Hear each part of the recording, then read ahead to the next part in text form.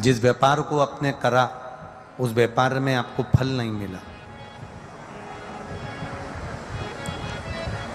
फिर आपने व्यापार चेंज करा, फिर बदल कर देखा, फिर उस व्यापार को कर देखा, उसमें फल नहीं मिला,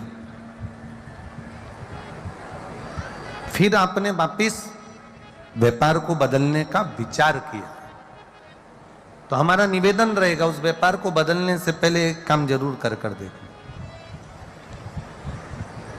3 स्थान पर बेलपत्र को चढ़ाकर देखिएगा।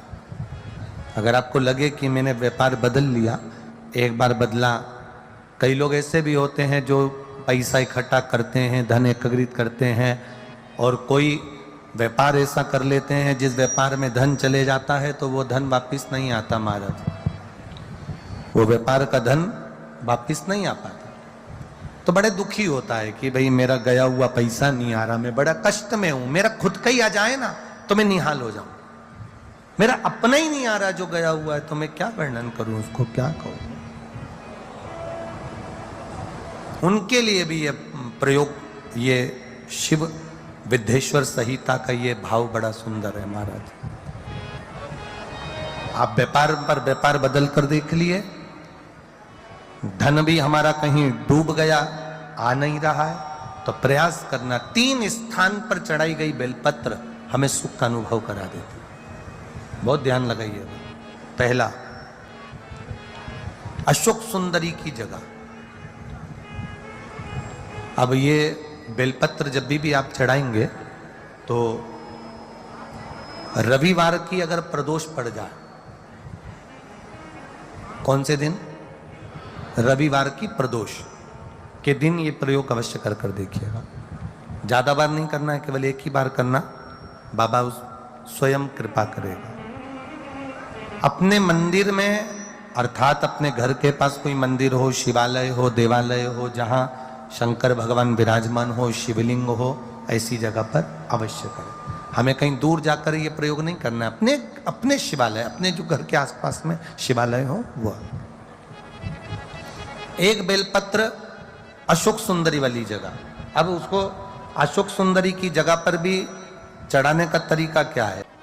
जब हम बेलपत्र चढ़ाएंगे तो उस बेलपत्र को चढ़ाते समय आपकी जो बेलपत्र की डंडी है, वो बेलपत्र, रविवार प्रदोष के दिन का ये उपाय है महाराज। ये बेलपत्र की जो डंडी है, इस डंडी का भाग शिवलिंग की ओर होना चाहिए। ये जो डंडी है, इसका भाग अशोक सुंदरी पर जब चढ़ाएंगे तो शिवलिंग की ओर इसका भाग होगा महाराज। दूसरी, बेलपत्र को जब हम समर्पित करेंगे, जया, विषहरा, शामरीवारी, दौतली, देव, मान लो जलाधारी ऊपर नहीं है शंकर जी के, तो उसका स्मरण कर 5 कन्याओं का नाम लेकर, जया, विषहरा, शामलीवारी, दौतली, देव, इनका स्मरण कर शंकर भगवान के शिवलिंग पर बेलपत्र रखेंगे।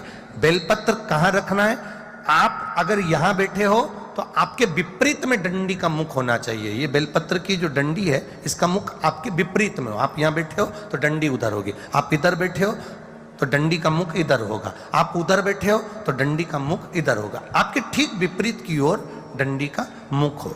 ये 2 जगह बेलपत्र समर्पित करने के बाद, तृतीय बेलपत्र शिवलिंग की जो जलाधारी है, जहां पर भगवान शंकर का शिवलिंग रखा है, वहां स्पर्श कराकर, केवल छुआना है, स्पर्श कराकर बेलपत्री के पेड़ के नीचे ही कोई कंकर हो, कोई शंकर हो, या कोई मिट्टी का ढेला हो, नी हो, तो वहीं मिट्टी को थोड़ी सी ऊंची कर एक बेलपत्र बैठकर इस बेलपत्री की डंडी जड़ की ओर, मतलब जो वृक्ष होता है उस ओर इस डंडी का मुख होना चाहिए।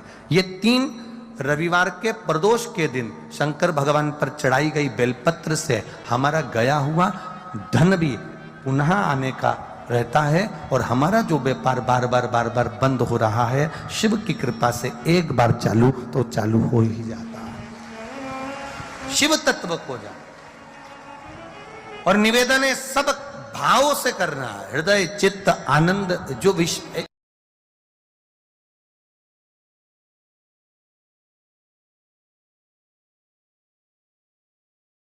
प्रदोष व्रत का नियम जो आप ले रहे हैं, प्रदोष व्रत को जो आप श्रवण कर रहे हैं उसको जरा ध्यान से सुनिएगा। सबसे पहले स्नान ब्रह्म मुहूर्त का, सुबह का, उसके बाद में फिर आसन पर बैठकर भगवान की भक्ति को धारण करना, शंकर का अनुमोदन करना, शिव भक्ति में डूबे रहना, शंकर का स्मरण करना, शंकर के नाम का स्मरण करते रहना। ये प्रदोष का मूल तत्व। महाराज